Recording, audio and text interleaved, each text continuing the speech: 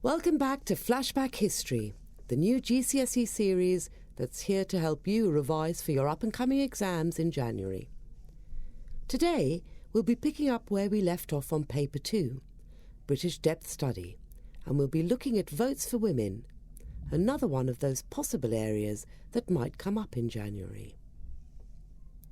During the 1800s, a large percentage of men gradually won the right to vote in general elections.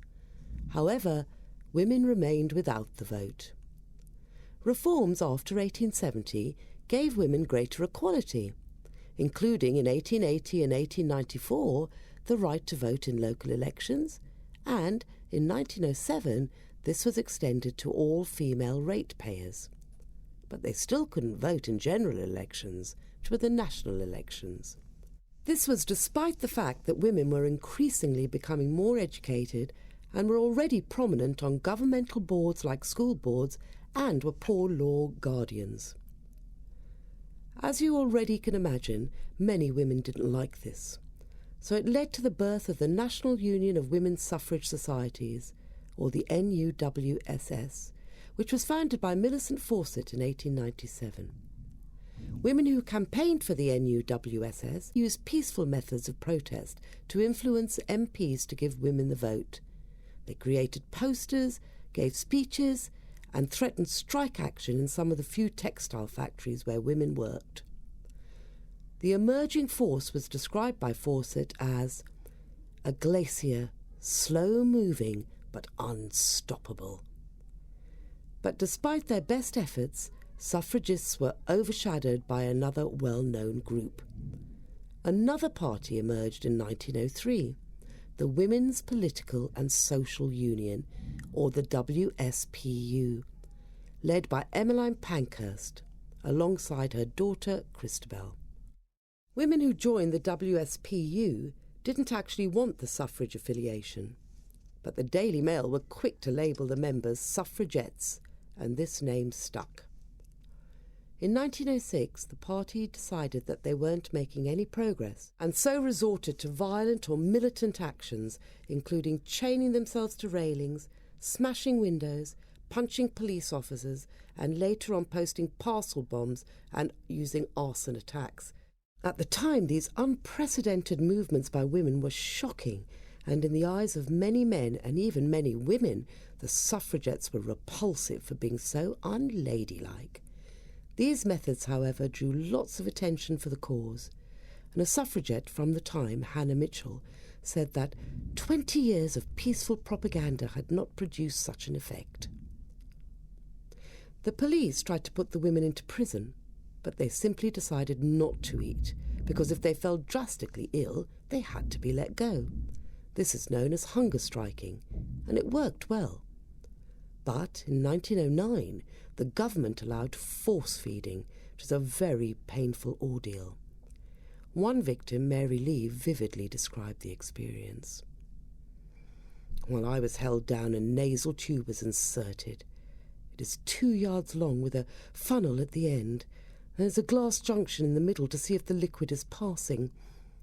Great pain is experienced during the process, both mental and physical. They must have seen the pain, for the other doctor interfered. The matron and 2 of the wardresses were in tears." The WSPU used the controversy of force feeding to boost their campaign, and led to sources like this one being produced. Their campaign gradually grew more and more violent. Emily Davison, one of the first women to achieve a first-class honours, was a devout suffragette. She began to set fire to post boxes by posting a lit paraffin-soaked rag. This method was then used repeatedly, with devastating effect for the next 2.5 years. They even tried to blow up Lloyd George's house, even though he was one of the supporters of their cause. At one point, they were close to getting the vote, but in the end, the Conciliation Bill of 1910 actually gave more men the vote. In 1913, after a long campaign, one of the most famous events in suffrage history happened. Emily Davison was killed trying to stop the King's horse in a horse race, making her a martyr for the cause. Despite this, by 1914, the WSPU support was dwindling. But then the war came along. During the war, the women went from rebels to ultra-patriotic supporters of England, taking up jobs the men had left behind, as well as working in munitions factories. Emmeline Pankhurst campaigned to get women into factories to match the women war effort in Germany, and soon after the government backed the movement. The impact they had during the war demonstrated a lot about women. Firstly, it showed they could handle male occupations seemingly well, and their efforts during the war, especially in the 1915 shell crisis, was critical for the war in France.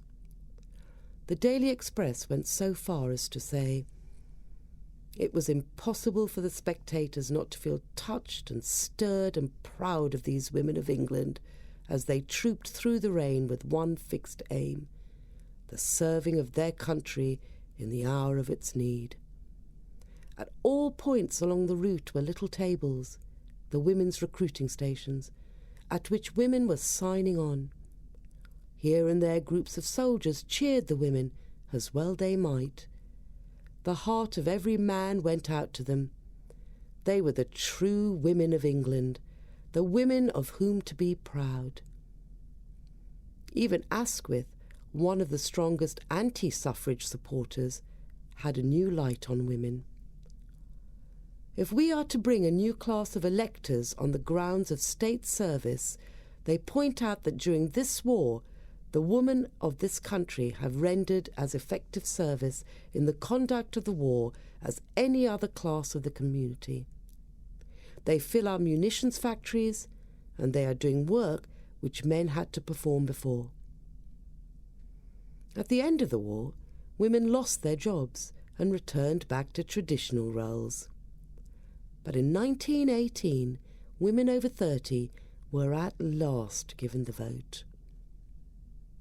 But how far is this because of the suffragette movement? On one side, we must appreciate that the suffragettes brought a lot of attention to the cause and also applied much more pressure on the government. However, it is arguable that their actions deterred the women getting vote, and that it was the war that finally won it for them. If you are asked this question, you must take into account both sides of the argument. Yes, their methods were violent and could have been more peaceful, which led to a poor view of the suffragettes, as this source shows.